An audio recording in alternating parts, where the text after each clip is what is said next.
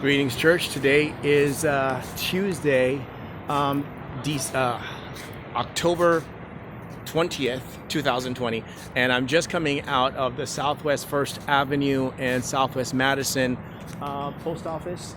I had mailed a package last week to, actually not last week, last month, to the Library of Congress, church structure.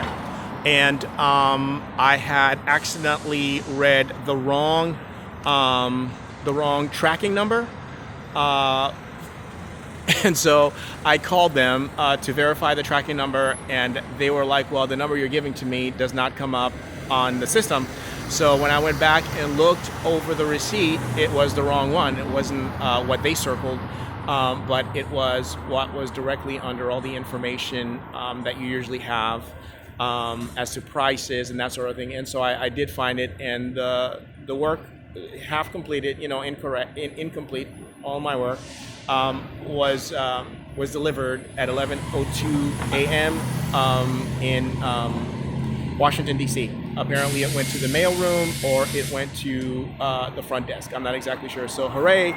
The work of the Lord got there on the church. All the pictures that I took and the 23 videos that I completed. Now, the building directly behind me, can I be so bold to say the Multnomah County building is a piece of shit? Why do I say that? It's no different than the old building.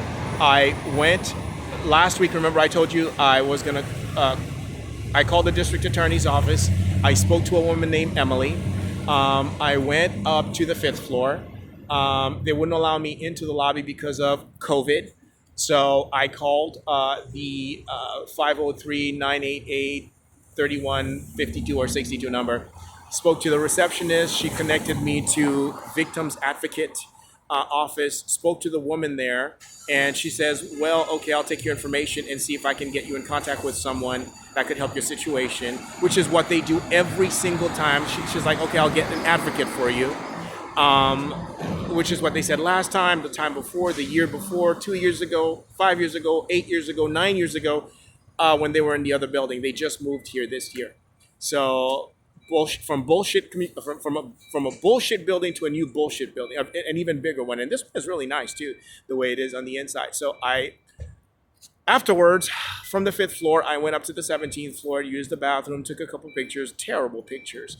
When you're facing the when you're facing the, not the window, but when you're facing the inside and you try to take a photograph, it's really dark on your face, so it wasn't really worth it for me to try to videotape. You would have never seen my face. In any case, I went down to the 3rd floor because they had a case manager. Case manager office is closed. From the 3rd floor, went down to the 2nd floor, spoke to some woman wearing pink glasses, and about how I can get some help. She told me to go to this blue kiosk. Went to the blue kiosk, told them that I needed civil help with this case because Gabriel came out last night. I slept under the bridge in my 4x7. I'm not renting an apartment until this case is over. This woman is not going to be getting her own set of keys to come into my apartment again, have sex with my body, sabotage my property, and then, just living like she's my second roommate. I don't have a roommate, and this woman is no family member or wife to me. So anyway, the kiosk directed me to the 7th floor. When I get to the 7th floor, the civil office is closed. So I'm thinking, okay, case management is closed, district attorney is closed, and what the heck is going on here? So I go to the 7th floor and it's closed, and this guy comes out wearing a pink shirt. He's about 6'3", and he says, I'll check in the back to see whether or not somebody can help you. So he says, nope, no can do. The office is closed. So I go back down to the 2nd floor to talk to the receptionist. Her and I didn't get along too well because I basically said I explained the situation. I came into the country in 81, separated in 85 from the Franklins, went to Master Seminary, got out, removed from that property in 98, 99, barred out of there. They switched me from the straight community to the LGBTQ community, where the LGBTQ gave Gabriel permission, have been giving Gabriel permission to have sex with my body on a nightly basis, and the homosexuals are in the back prodding, making it a prerequisite for my way of life.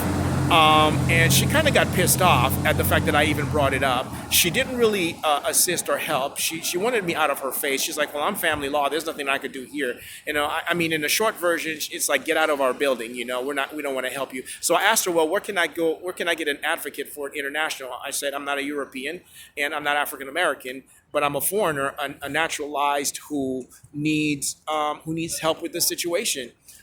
She said, "Well, why don't you email the civil office?" I'm like, "I just spoke to the civil office, and they basically, when I spoke to them face to face, it's like I spoke to them face to face and they weren't willing to help me, and you want me to deal with them through an email? I mean, how offensive is that?" I mean, I just took the paper, and scrumpled it up and threw it away and walked out of the building. I mean, I was so vexed. It's like, what is the point of spending millions and millions and millions and millions of dollars in a building? And her excuse was, well, the reason why all of the offices are closed was because of COVID. So everything that happens now, it's COVID this and COVID that. And I'm so disappointed in America, and I'm so disappointed in this lesbian, gay, bisexual, transgender, queer community, that they have the nerve and the audacity to take people from the straight world and put them under their community and then turn us into queers, constantly emphasizing, homosexuality, so that they basically take over our lives. I mean, it's like, that's the emphasis everywhere, as if homosexuality is going to pay for the rent, as if homosexuality is going to, and it's not just homosexuality with their asses, it's also sex with these Haitian women. I mean, I'm insulted last night. I was under the bridge. They came in, they used me sexually. And then I wake up at 1 o'clock in the morning, and there is this white American outside of my tent asking for his pipe, his methamphetamine pipe. And he wants his pipe, give him his pipe, and he comes to my tent, and he's making threats, and he wants his pipe, and he's cursing, and I'm like, "Look, my name is Kevin Duclairon. I think you've got the wrong tent." So he walks away, and he's still cursing, and he's checking out the tent directly next to mine, which was an orange tent, and I'm thinking, okay, the guy from across the street, this African guy, is like, "Hey, get away from my tent." So he goes and he takes out a knife. This guy is about 6'3", and he's discombobulated crossing the street. He goes over to the other side. I don't know what happens between them. I hear a hit and then when I look, he takes off. I'm like, okay, well, that doesn't make any sense to me. I'm not gonna get involved. Melinda says, "Don't come out, don't come out." I mean, through the whole thing, she's like, "Don't come out. If you come out, you're gonna get hit. You're gonna get hit. Don't come out." So I didn't come out. So I stayed into the tent. When I finally did to urinate in my bottle, the white bottle that I have, when I finally did, nothing really happened. I went back in. I fell asleep. I didn't intend to fall asleep, but it was like 1 in the morning, 2 in the morning. I fell asleep. When I woke up again at 4 in the morning, I was molested. I was used. I was pissed because she had come out again. I had asked the neighborhood. Basically, I said, if anybody is willing to make some money, if you shoot and kill the trespassers, I'll pay you for it. I don't care which direction the bullet comes from. Just shoot them. As soon as they get out of the car, you recognize them, just kill them, because I don't understand why they keep coming into this tent to have sex with my body. So that was 4 in the morning. I went back in, sat down, lay down, or whatever it was, fell asleep again, woke up at 5 in the morning, molested again. It's just an ongoing thing, and I apologize to the church that this is what my testimony has become outside of Grace and Master Seminary. I mean, I'm sorry if I've been a damper in just reporting all of this stuff, but I think you should know, because I don't know who's where. You know what I'm saying? I don't know who's where in the church and who's enduring what. I know there's a lot of representation, and I'm not with the LGBTQ community. I'm not with the Klan. I'm not with the Franklins. I'm not with the MacArthurs. I'm not with Masters. I'm pretty much by myself out here. You know what I'm saying? I'm not a loner, but I'm being forced to stay this way and being dealt with. And there is my civil rights have been taken away from me, and I can't run back to Port-au-Prince because the people down there, government and family, have already turned, and I can't run to any other country. So I'm kind of stuck here in this situation, and I'm thinking this doesn't make any sense. So